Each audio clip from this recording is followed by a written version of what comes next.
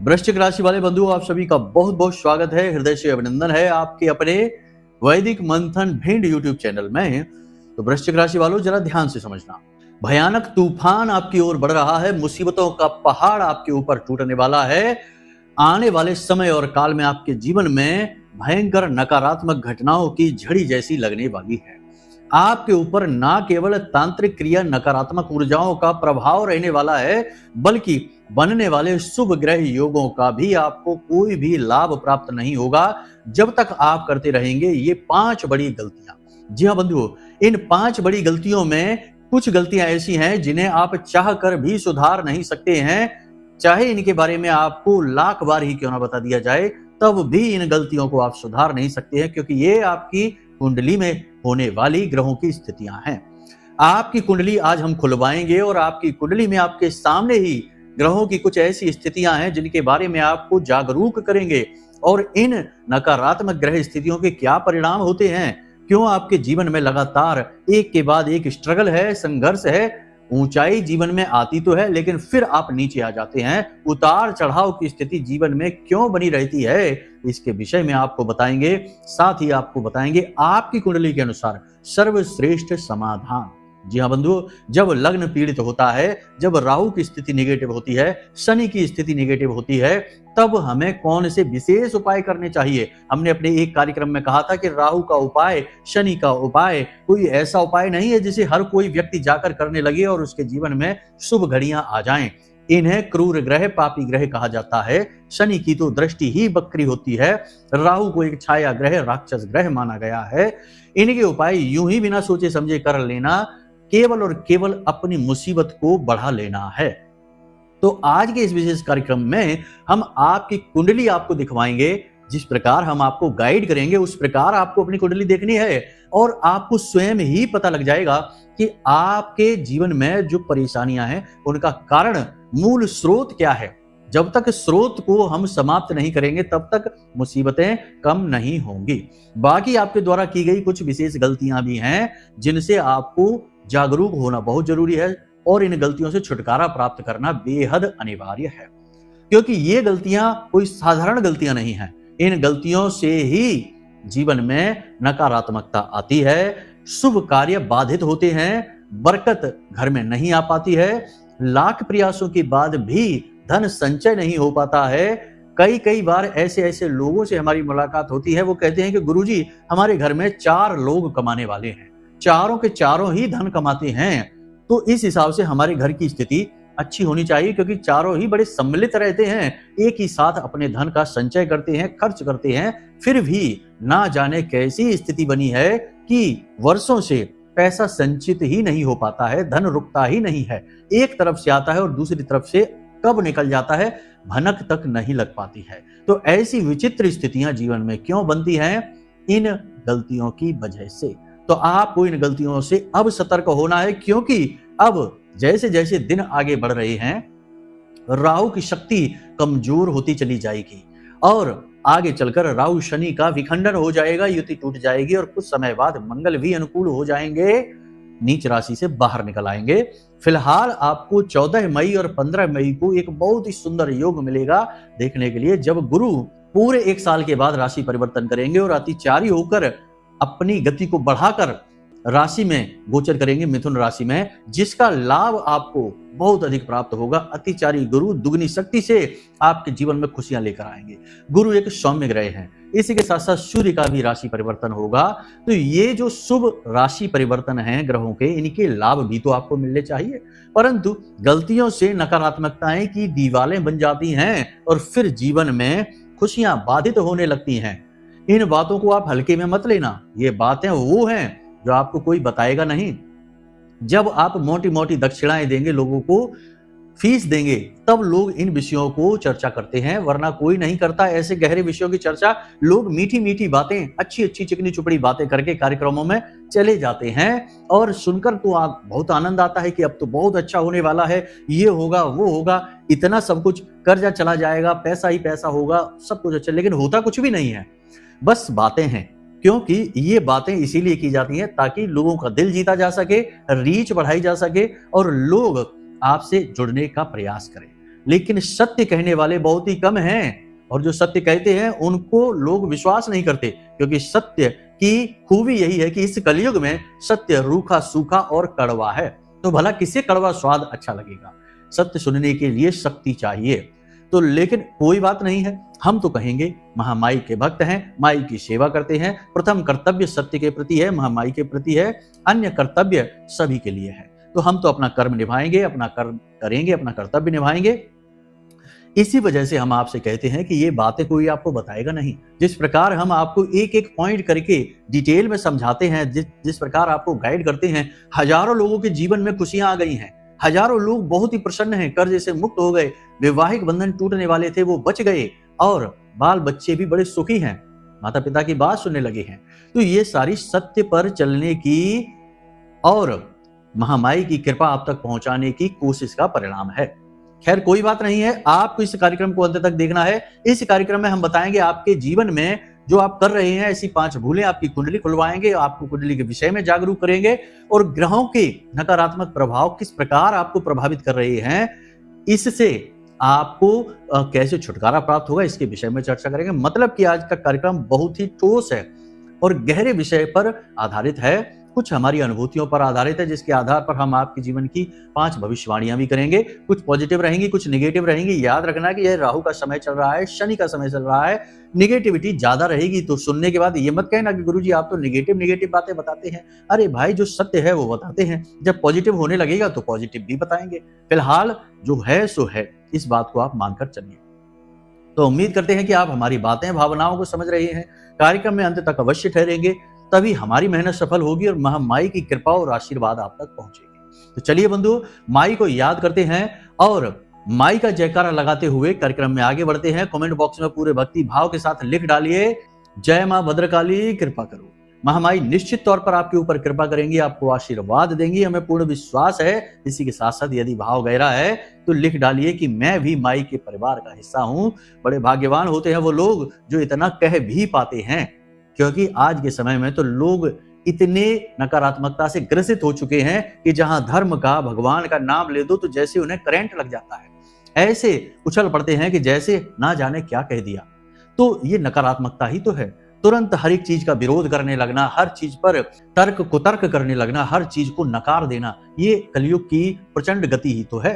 खैर कोई बात नहीं है, आप सम होकर चलिए, प्रेम से चलिए, नम्र होकर चलिए। झुकते वही हैं जिनमें जान होती है, अकड़ कर खड़े रहना तो मुर्दों की पहचान होती है। इन सारी प्रेम भरी बातों को, ज्ञान भरी बातों को जीवन में न उतारा तो जीवन ही मुर्दे के समान निरर्थक हो जाता है। इन बातों को जीवन में लेकर चलना चाहिए, तभी जीवन फलित होता है और खुशियां जीवन में आती हैं। आपके साथ साथ आपका परिवार भी चहकने महकने लगता है। तो चलिए बंधु, अपने मूल विषय को शुरू करते हैं, ध्यान से सुनिए। प्यारे मित्रों, हमारे अत्यंत प्रिय और परम पूज्य अमिताचार्य जी के पास मां बगलामुखी और मां भद्रकाली की साधनाओं का वर्षों का अनुभव है और माता रानी की इनके ऊपर पूर्ण कृपा और सिद्धि है। आचार्य जी ने अपने सटीक कुंडली विश्लेषण और श्रेष्ठतम उपायों के माध्यम से हजारों लोगों के जीवन को खुशियों से भरा है। आचार्य जी का कुंडली विश्लेषण और उपाय करवाने का तरीका इतना अद्भुत है कि जीवन के हर एक दुख और कष्ट का कारण जड़ से ही समाप्त हो जाता है। फिर समस्या चाहे जैसी भी हो, कर्जा बहुत बढ़ गया हो, व्यापार चल नहीं रहा हो, बीमारियों में आप बर्बाद हो चुके हो, रिश्तों में प्रेम समाप्त हो चुका हो, या फिर नौकरी ही ना मिल रही हो, विवाह में देरी होती हो, कैसी भी समस्या हो, इन समस्याओं का कारण क्या है, कौन सी महादशा परेशान कर रही है, कौन सा दोष लगा हुआ है, सब कुछ आचार्य जी इतना सटीक बताते हैं कि वर्षों वर्ष के दुख कुछ ही दिनों में समाप्त हो जाते हैं। अगर आपके जीवन में भी कोई ऐसी संकट की घड़ी है तो यही सही समय है जब आप पूज्य आचार्य जी के हाथों से अपनी कुंडली का विश्लेषण करवाएं और वर्षों से चल रहे दुखों और संकटों के इस चक्र से बाहर निकल जाए। प्यारे मित्रों, अभी वीडियो में दिए गए नंबरों पर फोन करिए और अपनी कुंडली का श्रेष्ठतम आकलन करवा डालिए। जिंदगी बदलने का ये सबसे बड़ा मौका हाथ से मत जाने दीजिएगा। जय माई की, महामाई आपका कल्याण करे। 5 बड़ी गलतियां सबसे पहले हम आपको बताते हैं, आपकी कुंडली खुलवाते हैं और आपकी कुंडली के अनुसार आपको बताते हैं। आप या तो आपके पास कुंडली आपकी हो, उससे ओपन कर लीजिए, या फिर किसी मोबाइल के किसी ऐप में जाइए, वहां अपनी डिटेल भरिए और अपनी कुंडली निकाल लीजिए। आपने कुंडली निकाल ली, हम मानकर चलते हैं। अब आप अपनी कुंडली को देखिए, आपकी कुंडली का लग्न यानी कि पहला जो भाव होता है, जो सबसे ऊपर ऐसा चौखाना जैसा बना है, वह पहला भाव है, उसे लग्न कहते हैं। लग्न में जो भी नंबर लिखा हुआ है वह लग्न की राशि है। ठीक है, मानकर चलते हैं कि लग्न में 7 नंबर लिखा है, तो आपकी राशि जो लग्न की राशि है वह तुला हुई। तो तुला का जो स्वामी ग्रह है वह शुक्र है। इसी प्रकार कोई भी नंबर वहां लिखा हो सकता है, 2 नंबर भी लिखा हो सकता है तो वृष है तो उसका भी शुक्र हुआ, 1 नंबर लिखा हो सकता है तो मेष है तो मंगल हुआ, 5 नंबर लिखा हो सकता है तो उसका मालिक सूर्य हुआ। तो इस प्रकार आपको अपने लग्न में देखना है कि कौन सा नंबर लिखा है, यानी कि कौन सी राशि है और उस राशि का स्वामी कौन है। उससे पता चलेगा कि वह आपका लग्न का अधिपति हुआ, यानी लग्नेश हुआ। उसके प्रभाव में आपकी पूरी कुंडली रहने वाली है। लग्नेश जो है वो कुंडली का सबसे शक्तिशाली, सबसे प्रभावशाली ग्रह होता है। उसकी स्थिति पर यह निर्भर करता है कि जातक किस प्रकार जीवन जिएगा। तो मानकर चलते हैं कि शुक्र आपका लग्न का स्वामी है। तो अब आपको यह देखना है कि शुक्र आपकी कुंडली में किस भाव में बैठा है। अगर शुक्र आपकी कुंडली में तीसरे भाव में, छठे भाव में, 8वें भाव में या 12वें भाव में बैठ गया तो समझिए कि आपकी कुंडली में लग्नेश पीड़ित हो गया, यानी कि लग्न को पीड़ा प्राप्त हो रही है। समझिए कि जो आपके घर का मुखिया है, अगर वही पीड़ित हो गया तो पूरा घर तो पीड़ित होगा ही, टेंशन में आ ही जाएगा। यही होता है जब लग्नेश पीड़ित होता है। दूसरी स्थिति यह बनती है कि आपका जो लग्न है उस लग्न पर किसी पापी ग्रह की दृष्टि पड़ रही हो। पापी ग्रह जैसे कि राहु की दृष्टि है, शनि की दृष्टि है, मंगल की दृष्टि है, इनमें से किसी भी ग्रह की दृष्टि अगर आपके लग्न पर पड़ रही है तो समझ जाइए कि आपका लग्नेश पीड़ित है। इसी के साथ साथ आपके लग्न में यदि कोई पापी ग्रह आकर बैठ जाता है, जैसे राहु बैठ गया, शनि बैठ गया, मंगल बैठ गया, तो यह भी ठीक नहीं है। तो यहां तक आपने समझ लिया। इसी के साथ साथ जो आपका लग्नेश है, जैसे शुक्र मान लिया आपका लग्नेश है, तो शुक्र के साथ कोई पापी ग्रही बैठ जाता है, शनि तो फिर भी ठीक है, लेकिन यदि मंगल बैठ गया, राहु बैठ गया, तो केतु भी बैठ गया, तब भी लग्नेश आपका पीड़ित हो गया।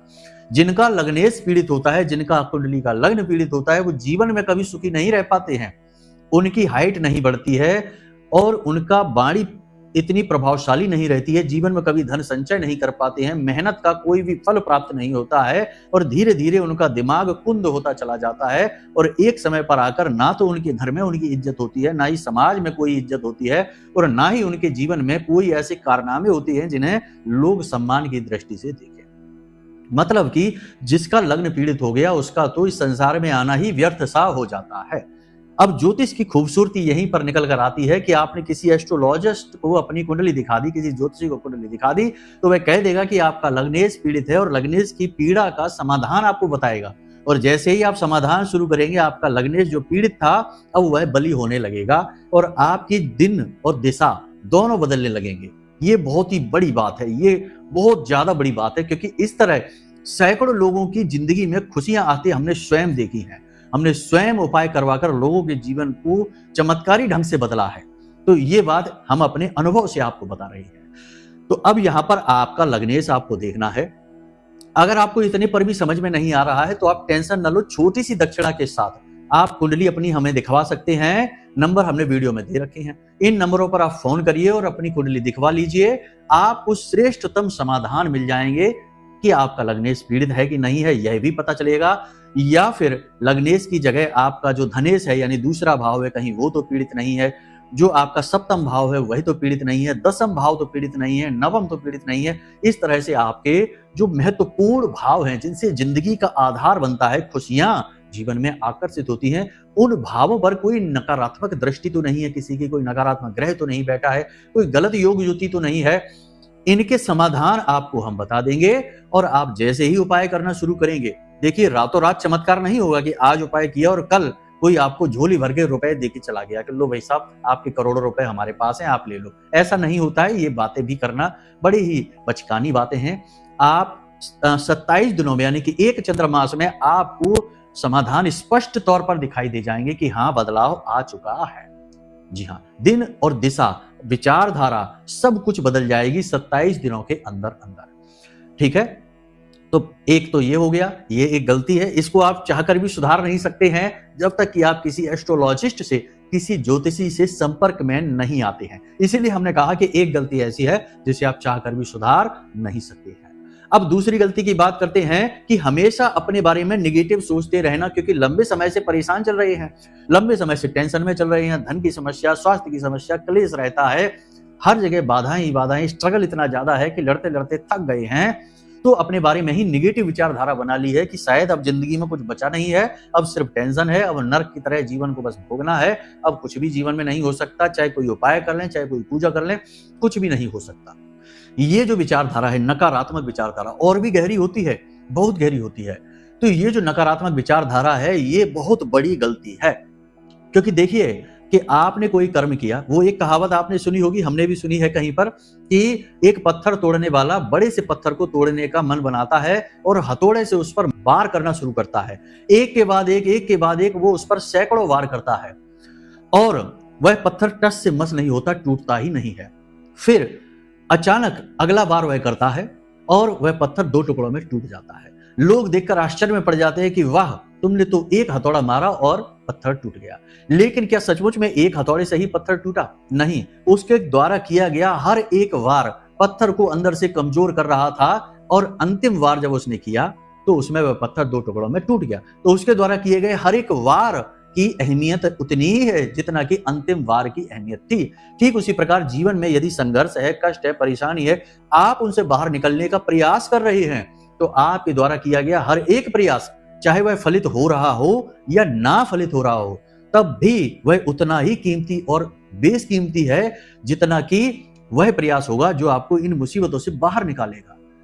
कहने का मतलब यह है कि एक एक ईंट कर करके अपने जीवन को आप रच और गढ़ रहे हैं। जब अंतिम ईंट लगाकर और आप कामयाबी को सिर उठाकर देखेंगे, तब यह न सोचना कि उस अंतिम ईंट से आप कामयाब हुए हैं। हर ईंट, हर संघर्ष, हर तकलीफ, हर दुख आपको आगे बढ़ा रहा है। अब ऐसे में बीच में ही नेगेटिव हो जाना, नकारात्मक हो जाना, भगवान को कोसने लगना, किस्मत को कोसने लगना, अपने रिश्ते नातों को, अपने आप को ही कोसने लगना कि हम तो पैदाइशी बदनसीब हैं, हम तो पैदाइशी पनौती हैं, ऐसे ऐसे भी लोग कहते हैं, हमने तो जिंदगी में कभी सुख नहीं देखा, हम तो कभी सुखी नहीं हो सकते। ये विचारधारा बहुत ही खतरनाक, ये एक जहर की तरह काम करती है और आपके द्वारा किए गए हर एक कर्म को वहीं के वहीं समाप्त कर देती है। तो इससे आपको दूर रहना है। एक कहानी जो हमने आपको पिछले भी कार्यक्रमों में सुनाई थी, फिर सुना देते हैं कि एक बार अर्जुन और भगवान श्री कृष्ण जा रहे थे। एक कुत्ते की लाश सड़क के किनारे पड़ी हुई सड़ रही थी। अर्जुन ने मुंह पर कपड़ा रखा, नाक पर, और कृष्ण से कहा कि माधव देखो, कुत्ते की लाश कितनी बुरी तरीके से सड़ गई है। कृष्ण भगवान मुस्कुराए और बोले, अर्जुन, कुत्ते के दांत देखो कितने चमचमा रहे हैं। यानी कि अर्जुन ने जहां नकारात्मकता देखी, कृष्ण ने, भगवान श्री कृष्ण ने सकारात्मकता देखी। यानी कि एक सड़ी गली लाश में से भी पॉजिटिव एनर्जी देखने का सामर्थ्य भगवान के पास है, और वो यही आपको भी सिखा रहे हैं कि आप जिंदगी के हर एक पल, हर एक तकलीफ, हर एक दुख में आपको पॉजिटिव रहना है, भगवान पर विश्वास रखना है। जिसने भगवान से विश्वास हटा लिया, जो भगवान को कोसने लगा, उसका उद्धार असंभव है। ठीक है, तो ये सारी बातें हम आपको बता रहे हैं, ये हल्के में मत लेना, ये आपके जीवन का मूल है, सार है। इन्हीं के आधार पर जीवन आपका आगे बढ़ेगा। इन बातों को हल्के में ले लिया, इन बातों की अहमियत नहीं समझी और छोड़कर कार्यक्रम चले गए, तो बेड़ा गर्क है। कोई नहीं आएगा बचाने के लिए। इस संसार में कोई किसी को बचाने नहीं आता, कोई किसी का उद्धार करने नहीं आता। सब मतलब के साथी हैं, उतना ही मदद करेंगे जितने में उनको नुकसान ना हो जाए, उतनी ही बात बताएंगे जितने में उनको कोई घाटा ना हो जाए। जरा भी एक पैसे का भी किसी का नुकसान या घाटा होने लगेगा, लोग आपसे पीछा छुड़ा लेंगे, फिर चाहे आप जियो या तो बस। ये सारी बातें समझिए। हम माई के सेवक हैं, महामाई की सेवा करते हैं, और आपके जीवन को खुशियों से भरना हमारा परम धर्म है, क्योंकि हमारे लिए यह एक सेवा कार्य है। अब कुबुद्धि और मूर्खों की नजर में तो 50 बातें होती हैं कि आप तो व्यू ले रहे हैं, ये ले रहे हैं, वो ले रहे हैं। यूट्यूब से कोई, हमारे जैसे लोग कभी करोड़पति नहीं बनते, क्योंकि यूट्यूब कितना किसको देता है ये सब जानते हैं। हम तो बस सेवा कर रहे हैं, और बस महामाई दे रही हैं जो देती है, और उन्हीं से हम आस रखते हैं, और किसी से कोई उम्मीद आस नहीं रखते।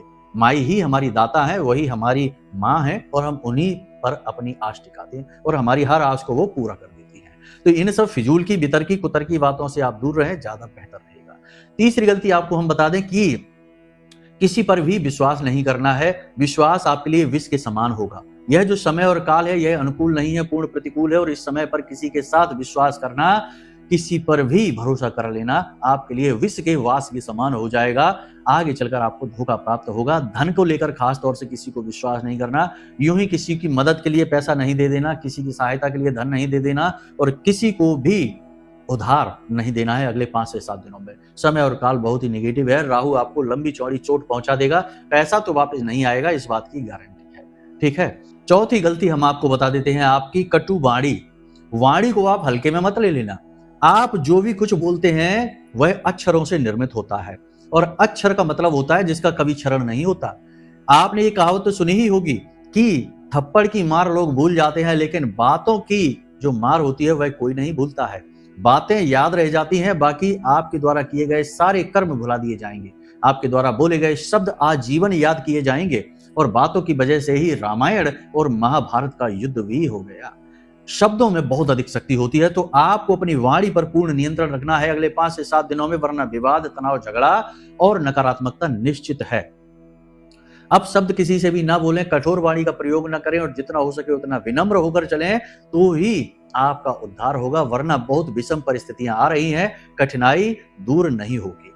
ज्योतिष की नजर में यदि देखा जाए तो वाणी का सीधा संबंध माता काली से भी है, मां सरस्वती से भी है, बुध से भी है और शुक्र से भी है। आपके गले की जो मांसपेशियां हैं, जिसे हम वोकल कॉर्ड वगैरह कहते हैं, ये सब शुक्र का सूचक होती हैं, और जो शब्द आप निकालते हैं वह बुध का सूचक होती हैं। बुध यानी कि आपकी वाणी। जुबान पर माता सरस्वती बैठती हैं, जो राहु की देवी हैं, और माता काली आपके द्वारा की गई अभिव्यक्ति है, आपकी एक्सप्रेशन है कि आपने किस भाव में कोई भी बात कही है। तो कहने का मतलब यह है कि आप अपनी वाणी को हल्के में मत लेना। आपकी वाणी आपको बना सकती है, आपको मिटा सकती है, शत्रु को मित्र और मित्र को शत्रु भी बना सकती है। तो सोच समझकर बड़ी चतुराई के साथ अपने शब्दों का आपको प्रयोग करना है, वरना यह आपकी बहुत बड़ी भूल होगी, इसकी कीमत आपको चुकानी पड़ेगी। अंत में आपसे हम यही कहेंगे कि अपनी सेहत का विशेष ख्याल रखिए। कोई पुरानी एलर्जी, पेट में दर्द, किसी प्रकार का इन्फेक्शन या फिर ब्लड शुगर के मरीजों के लिए बहुत बड़ी मुसीबत आने वाली है अगले 5 से 7 दिनों में।